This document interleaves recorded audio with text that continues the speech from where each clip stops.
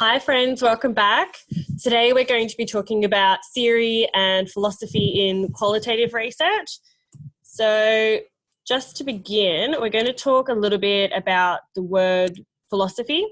So the word philosophy is from the Greek word philosophia, so meaning love or philo, of the pursuit of knowledge, Sophia. So philosophy of science pertains to the structure, principles, and components of the scientific process. So the framework we use for the pursuit of knowledge.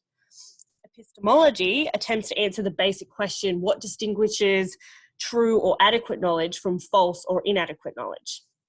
Rationalism is the belief that reason is the fundamental source of knowledge, and phenomena, which you would have heard me talk about before, social phenomena, are the events or circumstances evident to the senses and are possible to describe scientifically.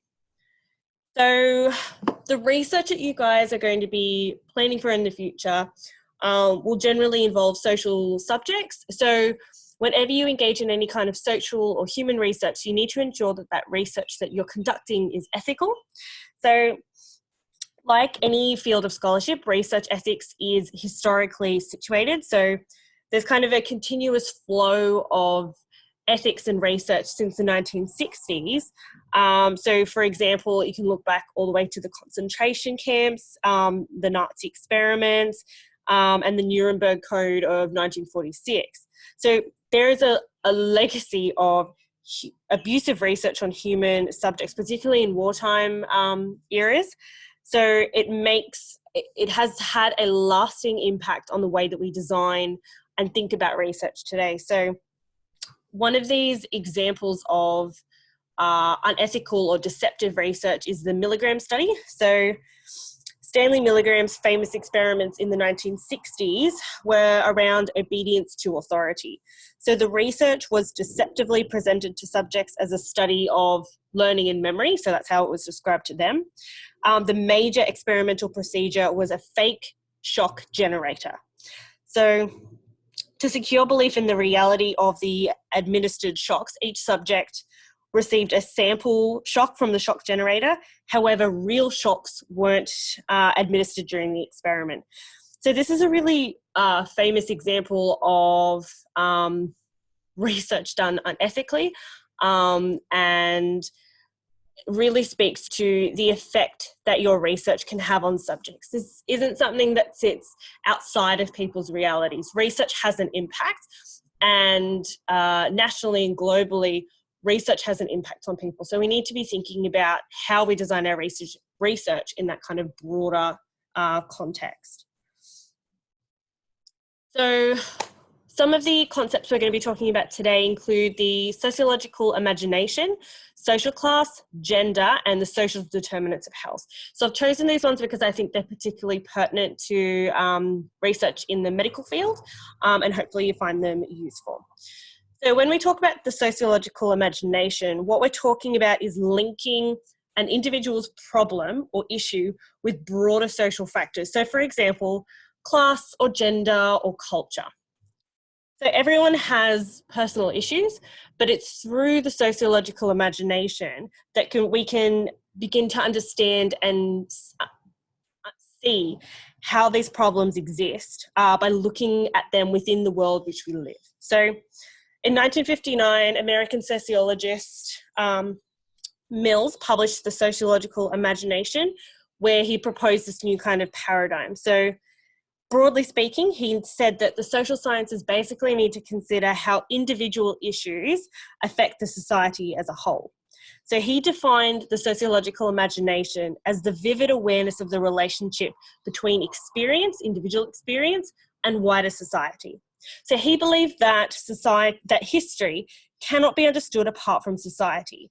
According to Mills, our behaviour is shaped by situations, values, and surrounding behaviour. So in turn, larger social developments are impacted by the behaviour of individuals.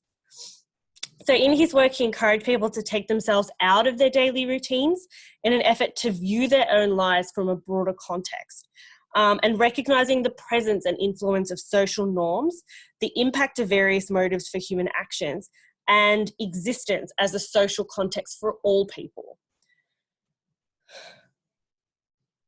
So one of the concepts that falls under the sociological imagination, it is looked at in different contexts, but class is a really important concept we can use to analyse social phenomena. So social class is a concept that is used to classify people on the basis of opportunities for increasing their wealth, the nature of their working conditions, including their autonomy and relationship with authority, and their access to education and educational credentials.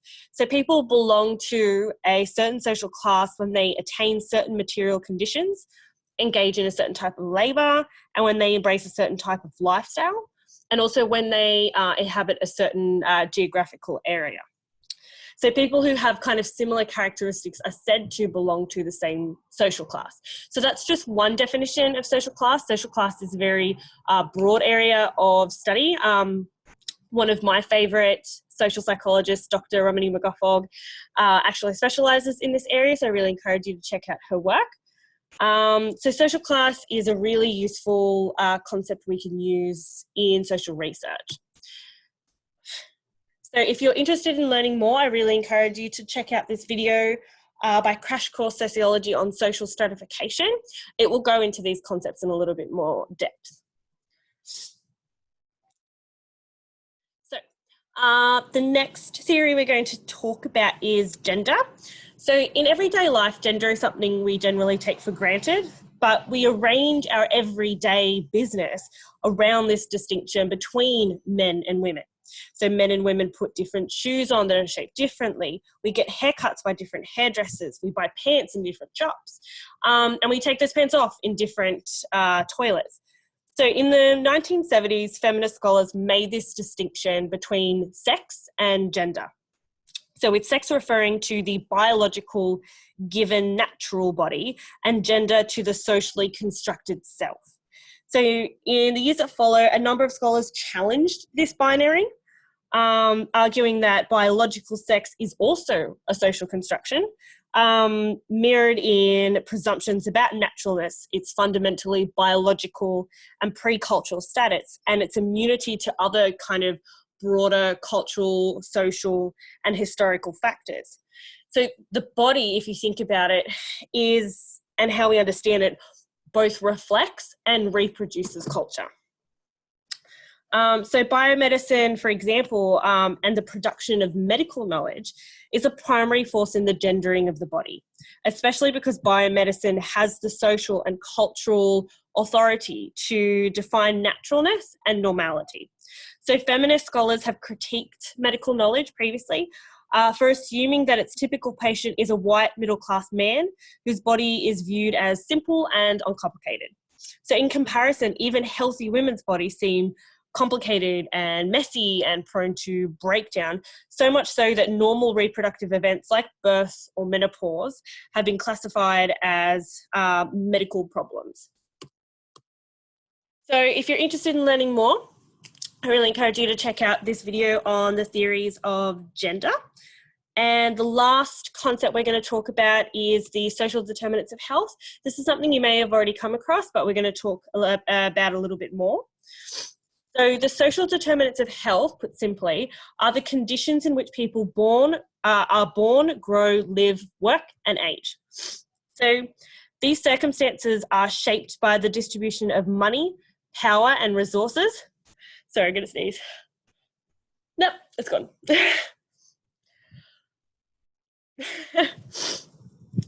At global, national, and local levels. So the social determinants of health are mostly responsible for health inequities, not inequalities, inequities, which is the unfair and unavoidable differences in health status we can see both within and between countries.